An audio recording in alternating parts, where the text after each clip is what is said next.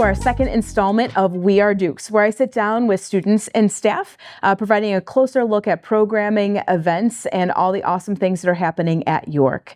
Today, I'm excited to welcome Assistant Principal Mike Piechocinski and Division Chair for Student Services, Mark Talbot, to learn more about what's happening in YSS. Mr. Piechocinski, you are new to York this year. Would you be able to explain about your position and what you oversee here at York? Yeah, absolutely. I'm Mike Piechocinski. I'm the Assistant Principal of Student Services and Special Education, so I oversee any non-instructional supports that we can provide here for any York students, for anywhere from helping with social workers, counselors, as well as MTSS programming. All right, thanks. Mr. Talbot, would you be able to explain your position here at York and what you oversee? Sure. So I work with our school counselors, our social workers, our school psychologists, and then talking about students' social, emotional, academic, and post-secondary planning and supports within the building. Great. All right. So now that we know who makes up Student Services, better known as YSS, I'd like to dig into how York Student Services supports students at York. Mr. Talbot, can you tell us a little bit more about York's FOG, or Freshman Orientation and Guidance Program? Yeah, so Freshman Orientation and Guidance, or as we affectionately call it, FOG, is a 12-week orientation program for ninth grade students focused on helping them have the skills and tools and awareness for them to have a successful transition to high school. So within FOG, they are working with their counselor weekly. Their social worker and school psychologist also push in, and they're doing a variety of activities and curriculum around academic support, social, emotional kind of awareness, and then they end their semester thinking about what does their post-secondary planning look like through the lens of course selection for next year. All right, great. When else would a student go and see their counselor?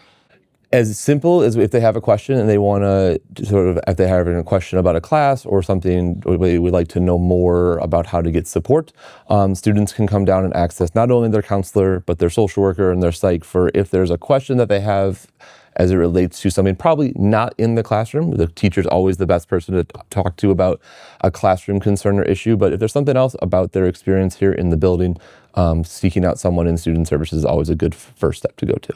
All right, great. All right, so let's talk a little bit about social work. When would a family or a student contact their social worker?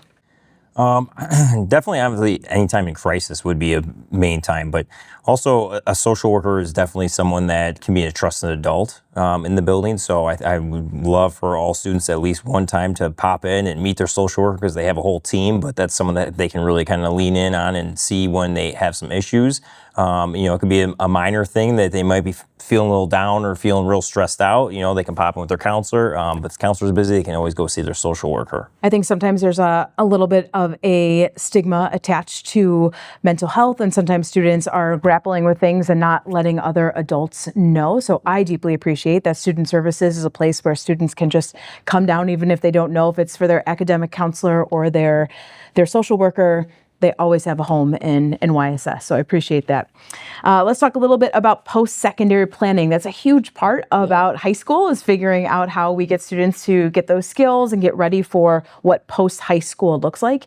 Can you give us an overview of what that process looks like to prepare students for their post-secondary plans? Yeah, so our high school students start thinking about life after York actually in the very first few weeks that they come into the building.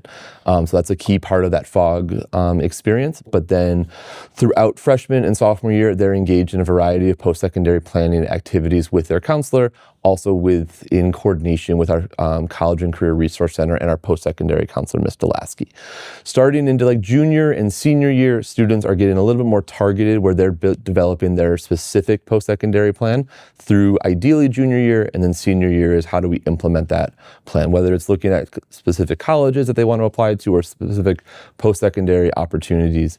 We want them to have a plan for what they want to do, but then also how they're going to seek out that success once they leave us. Could you describe some of the programming that takes place outside of the school day for post-secondary planning? Yeah, so we have a lot of programming, more so for juniors and seniors, where we are at the beginning of the school year, we're doing our application boot camp.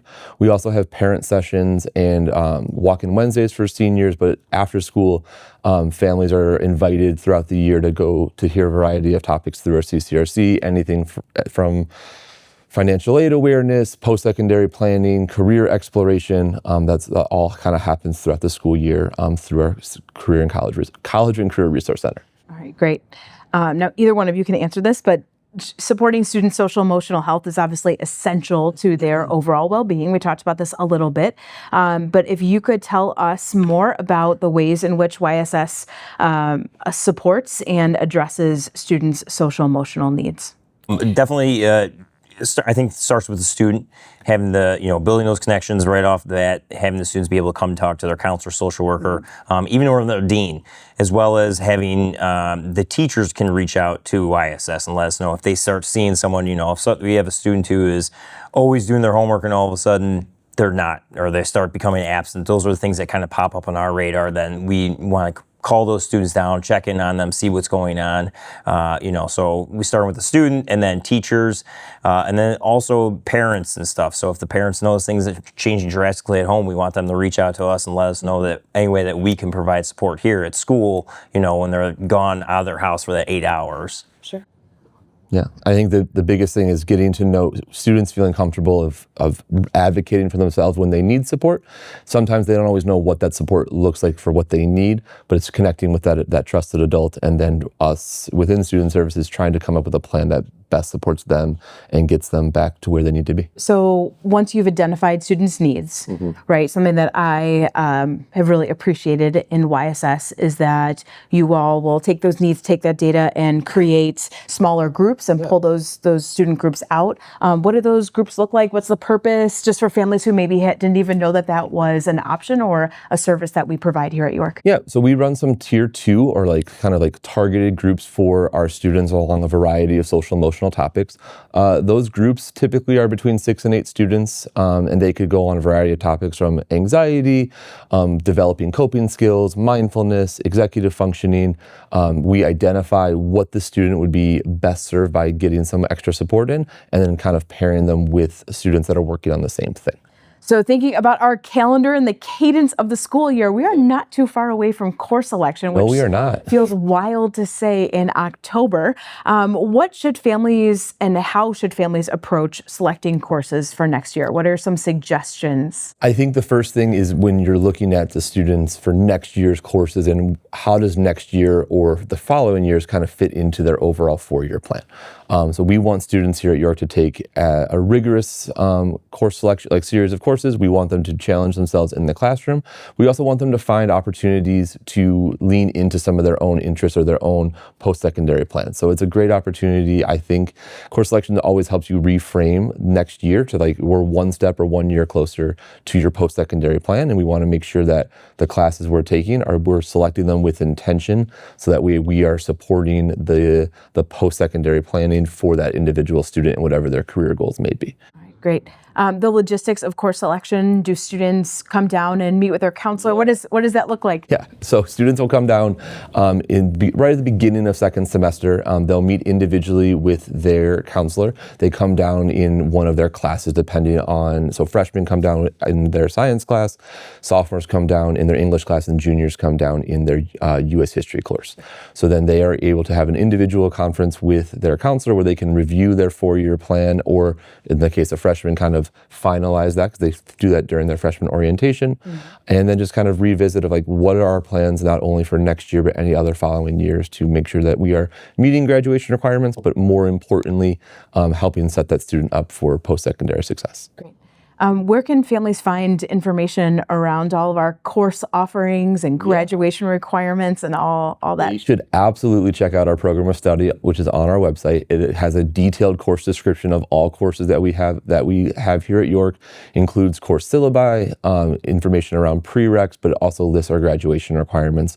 So that way we can sort of take care of those graduation requirements while we're also preparing the students' 4-year plan. Great, thanks. All right, so kind of deviating from the nuts and bolts of your jobs, I just want to know, what's the best part about leading York Student Services? I think the best part has to be that the student services is really fortunate to be able to work with students over their 4 years here at York. And so graduation's always a fun time because we get to see students when they walk in the door as incoming freshmen on orientation day, and then we get to kind of give them our best wishes as they leave. And it's developing those relationships with students, and I'm really fortunate to work with some of the best relationship builders in the building, that they develop those relationships not just with students but with families over if there's multiple children. So it's really just getting to know the families and students on a really deep personal level and helping support them. Okay. Thank you both for joining me today. I really appreciate your time, and I was excited to be able to give a little inside look into everything that happens in YSS. Thank you.